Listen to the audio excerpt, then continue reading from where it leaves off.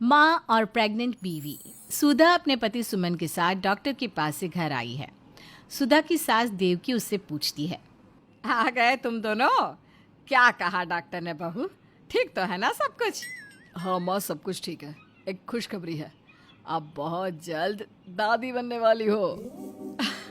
ये तो बहुत अच्छी खबर सुनाई तूने। अरे ये सुनने के लिए तो मेरे कान तरस गए थे। माँ, डॉक्टर ने सुधा को आराम करने के लिए कहा है।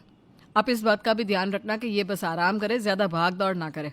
अरे ठीक है बेटा, मैं तुम दोनों के लिए चाय लेकर आती हूँ। माँ, चाय बस मेरे लिए, सुधा को दूध देना। अब घर का सारा काम देवकी के ऊपर आ गया। अब देवकी ठहरी सास, आखिर वो कैसे बर्दाश्त कर सकती है कि वो घर का काम करे और उसकी बहू आराम करे। तो इसका रास्ता देवकी ने निकाल लिया।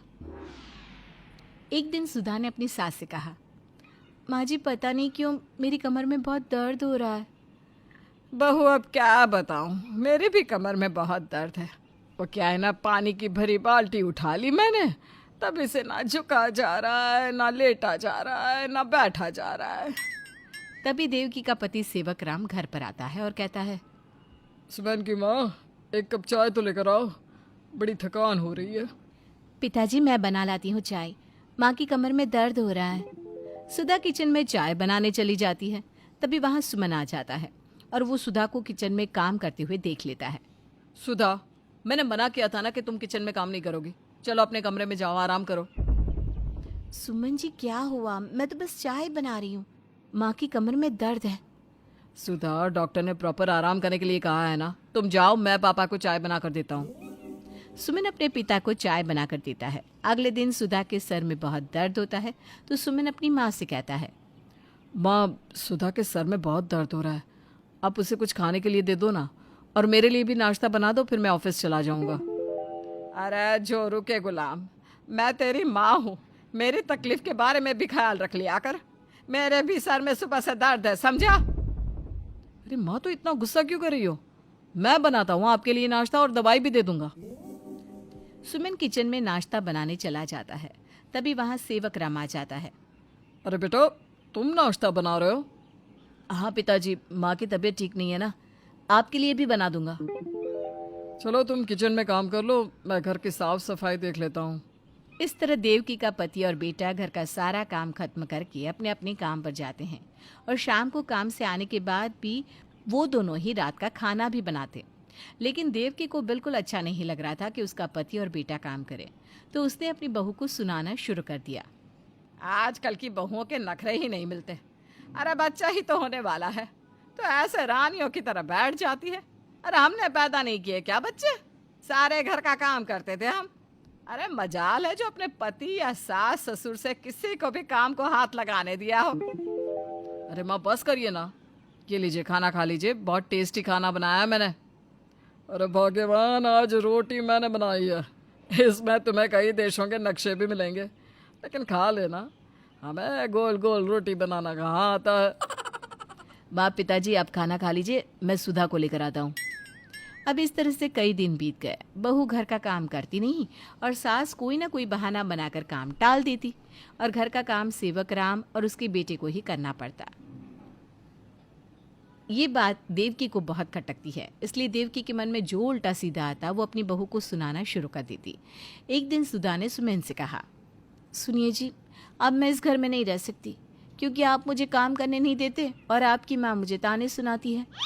अरे तुम गुस्सा मत करो, तुम्हारी सेहत के लिए गुस्सा करना अच्छा नहीं है, मैं माँ से बात करूँगा। सुमन अपनी माँ को समझाने की कोशिश करता है, लेकिन उसकी माँ को किसी की बात से कोई फर्क नहीं पड़ता। एक दिन सेवक राम और सुमन सारा दिन घर पर ही थे और सारा काम सेवक राम और सुमन ने मिलकर किया। देवकी को ये बात बर्दाश्त नहीं हो रही थी, इसलिए उसने अपनी बहू को सुनाना शुरू कर दिया।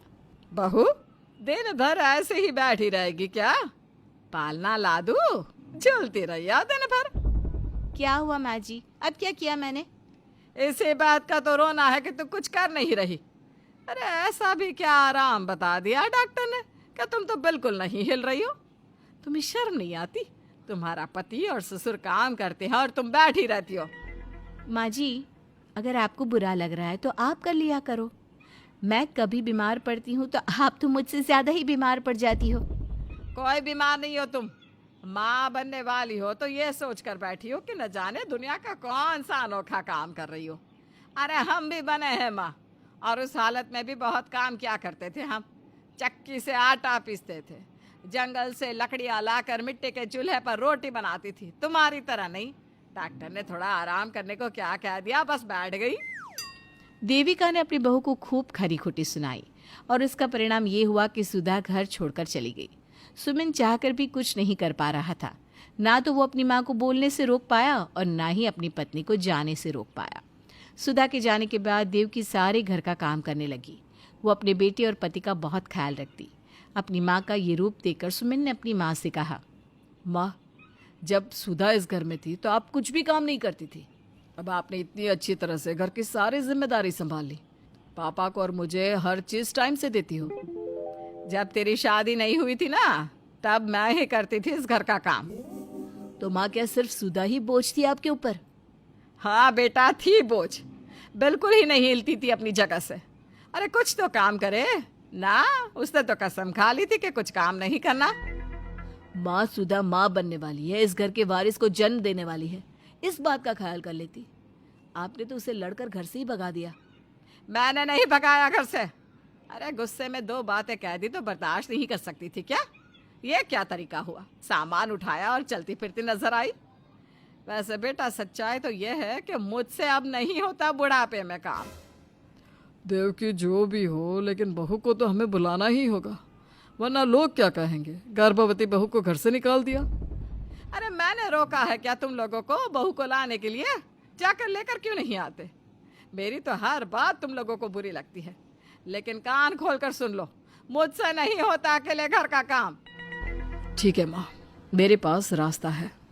ये बोलकर सुमन घर से चला जाता है और सुधा को वापस लेकर आता है। लेकिन सुधा के साथ एक औरत और होती है।